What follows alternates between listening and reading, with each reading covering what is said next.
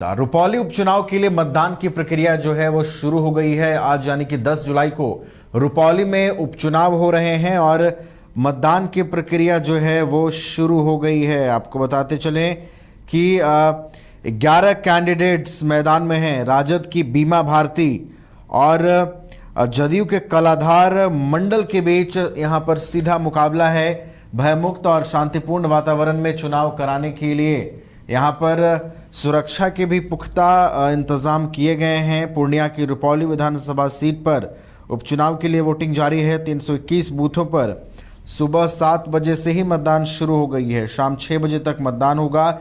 11 प्रत्याशी चुनाव मैदान में है। हालांकि 3,13,599 वोटरों वाली इस विधानसभा सीट पर त्रिकोणीय मुकाबले के आसार हैं। 13 जुलाई को परिणाम घोषित किए जाएंगे। रुपौली विधानसभा क्षेत्र से 5 बार की विधायक रहीं बीमा भारती के जदयू से इस्तीफे के बाद यह सीट खाली हुई थी। जदयू छोड़कर बीमा भारती ने राजद के सिंबल से पूर्णिया लोकसभा सीट पर चुनाव लड़ा था, लेकिन वो हार गई थी।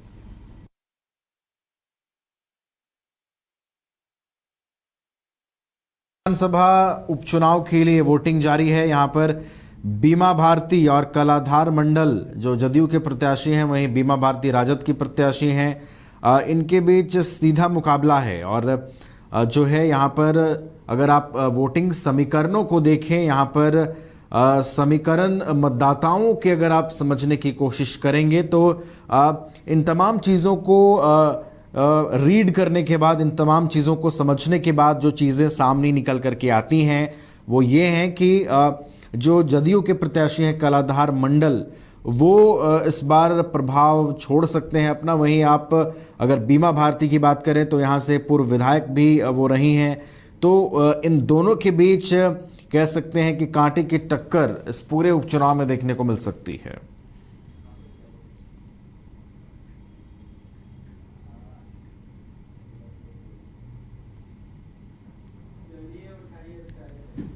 और अधिक जानकारी के साथ हमारे बिहार संपादक एसके राजीव फोन लाइन पर जुड़े हुए हैं। सीधे उनके पास चलेंगे।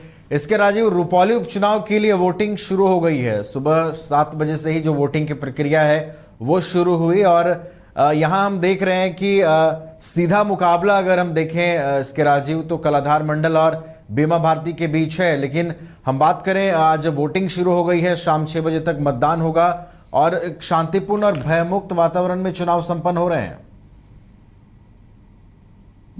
देखिए, दरअसल में है क्या ना नवीन की बिहार सहित पूरे देश के 13 विधानसभा सीट पर जो है वो उपचुनाव हो रहा है और इस उपचुनाव के तहत जो है वो बिहार के में रुपौली में उपचुनाव जो है वो सुबह 7 बजे से वोटिंग की शुरुआत हो चुकी है। दरअसल में रुपौली सीट जो है वह बहुत ही मायनों में इसलिए महत्वपूर्ण है क्योंकि बिहार में 2025 में उपचुनाव 2025 में चुनाव होना है और उसके लिटमस टेस्ट के तौर पर जो है ये रुपौली को देखा जा रहा है। दरअसल में रुपौली में अगर आप बात करें तो ट्रायंगुलर फाइट की यहाँ पर संभावना है। बीमा भारती आरजेडी से चुनाव लड़ रही है तो वहीं जेडीयू से कलाधर मंडल चुनाव लड़ रहे हैं। वहीं इस पूरी लड़ाई को जो है ट्रायंगुलर देने में शंकर सिंह जो कि इंडिपेंडेंट चुनाव लड़ रहे हैं वो पीछे नहीं है।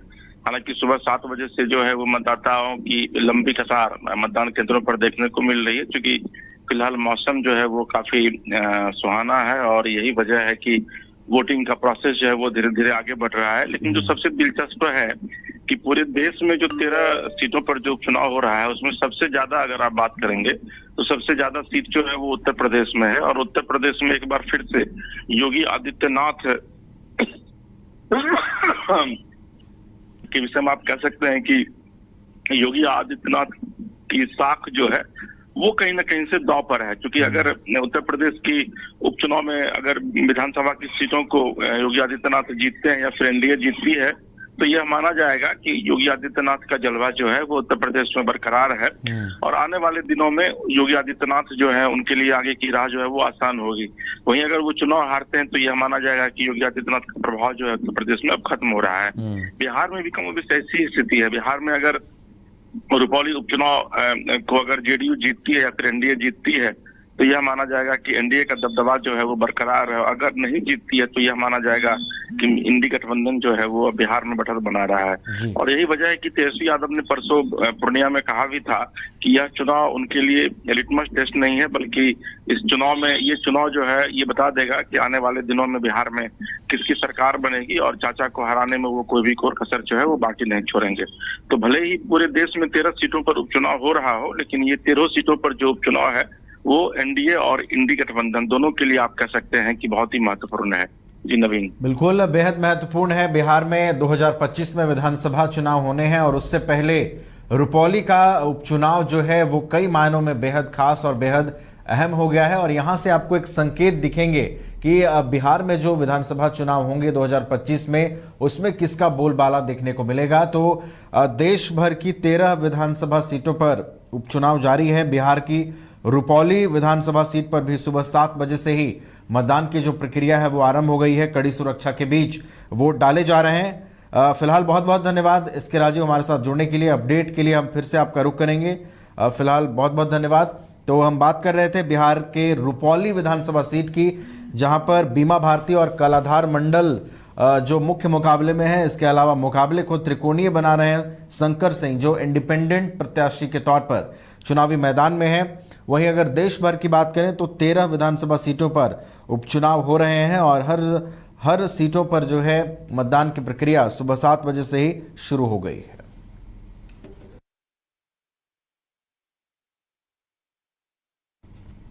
कमाल करते हो जी, बच्चे घूमने की इतनी जिद कर रहे हैं और तुम हो कि तुम्हें फुर्सत ही नहीं मिल रही। अब इतनी गर्मी में जाए तो जाए कहाँ?